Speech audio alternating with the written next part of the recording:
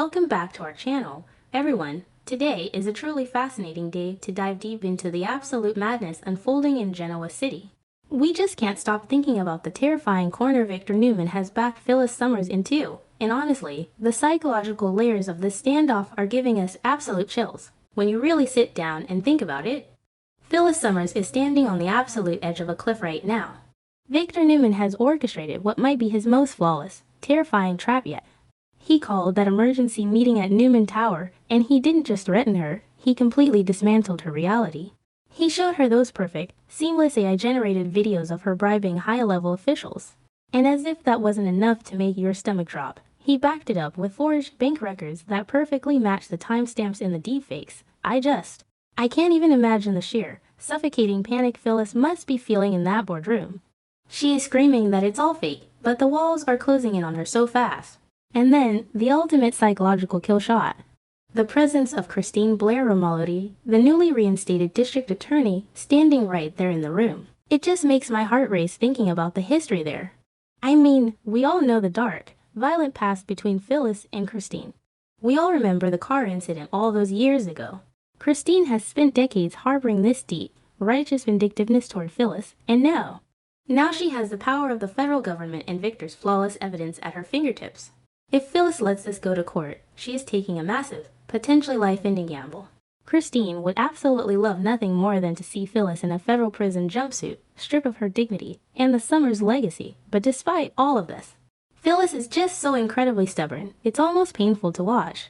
She is desperately terrified of going to prison and losing her children, Daniel and Summer, but her pride, her relentless, burning pride, just won't let her sign over the Newman Empire.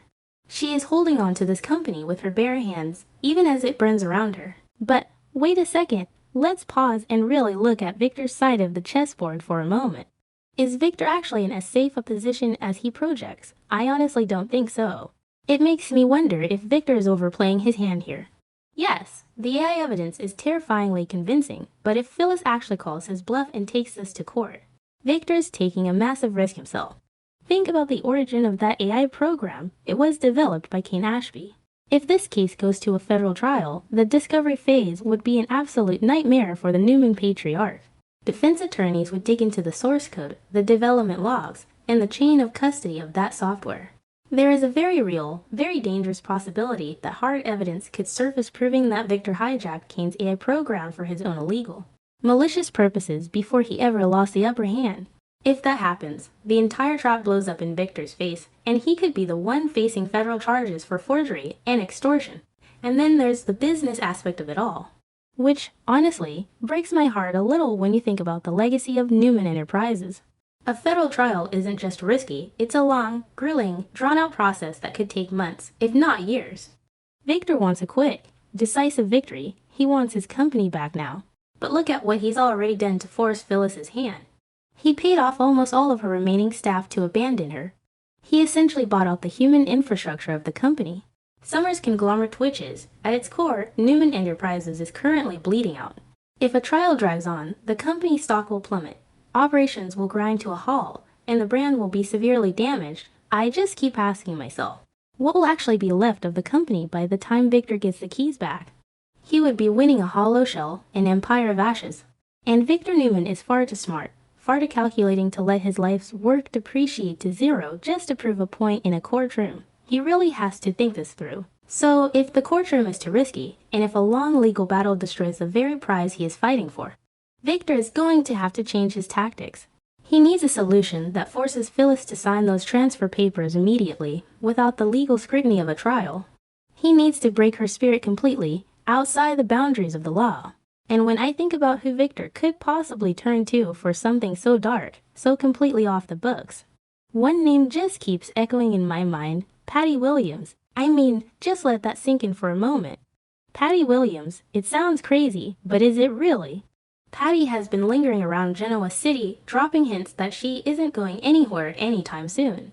And let's be entirely honest here, Victor was incredibly pleased with the results of his last collaboration with Patty. Just look at the absolute devastation she caused on that yacht.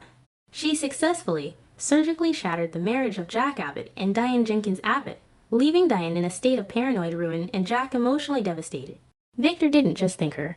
He handed her a literal bag of cash as a reward for her chaotic brilliance. He respects her results. He knows that when you point Patty Williams at a target, she completely obliterates it. It just feels so inevitable to me. Victor might realize that Patty is the exact kind of wild card he needs right now.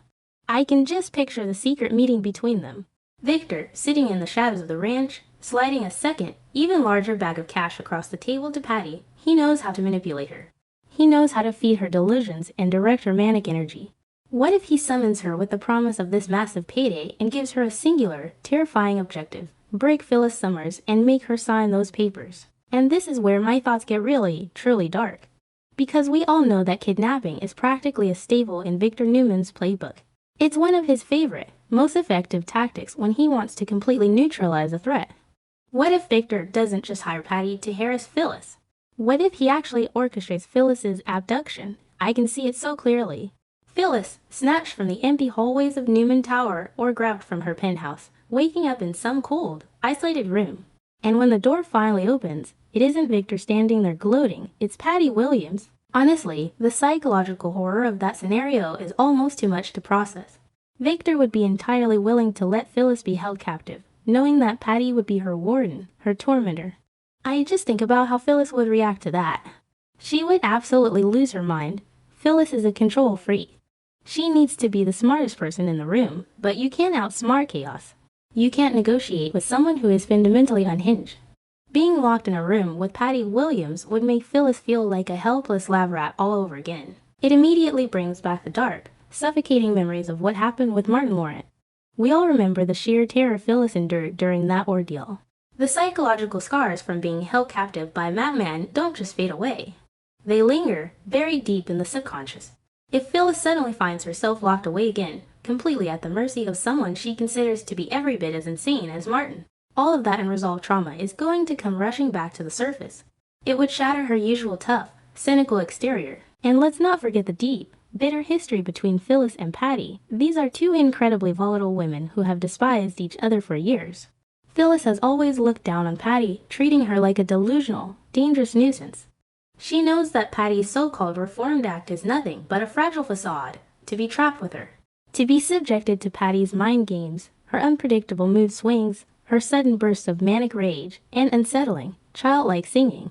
It would be a form of psychological torture that no human being could endure for long. I can just imagine Patty sitting in the corner of the room, playing with a stuffed animal or humming a nursery rhyme, while Phyllis screams until her throat bleeds, demanding to be let out.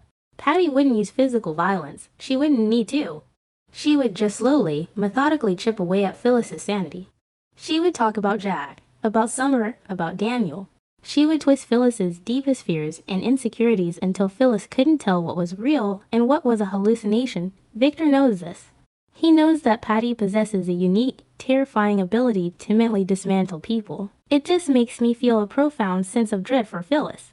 Because if there is anyone on this earth who can push Phyllis Summers to her absolute breaking point, if there is anyone who can make her so desperate, so terrified, and so mentally exhausted that she would willingly sign away her entire empire just to make the nightmare stop, it is Patty Williams.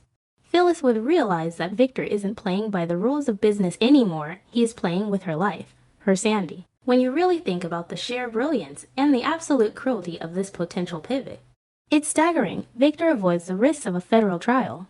He prevents Kane Ashby's AI from being scrutinized by defense attorneys. He stops Summers' conglomerate from bleeding out its value over a years-long legal battle. And he gets exactly what he wants, his company back, fully intact, with Phyllis's signature on the dotted line. All it would cost him is a bag of cash and a momentary alliance with the most dangerous, unpredictable woman in Genoa City. I can't shake the feeling that this is exactly where we are heading. Phyllis thinks she can hold out. She thinks she can call Victor's bluff and survive the threat of Christine Blair. But she isn't prepared for the monster Victor keeps in the shadows.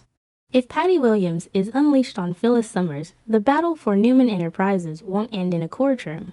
It will end in a dark, locked room with a broken Phyllis weeping as she signs her legacy away, just to escape the madness. It is a terrifying, heartbreaking thought, but in the ruthless world of Victor Newman, it might just be the only logical endgame.